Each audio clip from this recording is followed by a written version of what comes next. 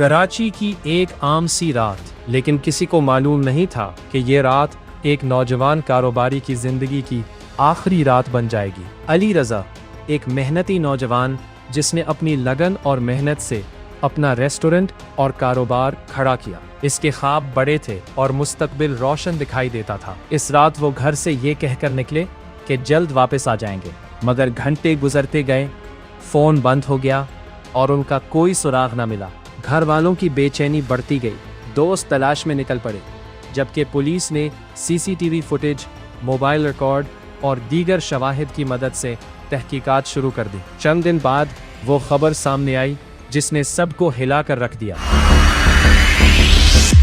علی رضا کی لاش برآمد ہو چکی تھی۔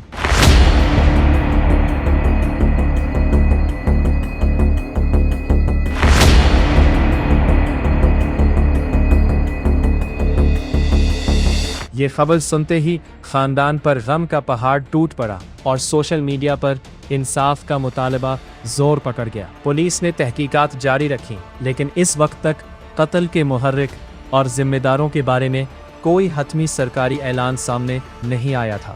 علی رضا کی کہانی صرف ایک شخص کی نہیں، بلکہ ان ادھورے خوابوں کی کہانی ہے جو اچانک رک گئے۔ امید یہی ہے کہ مکمل تحقیقات کے بعد حقیقت سامنے آئے۔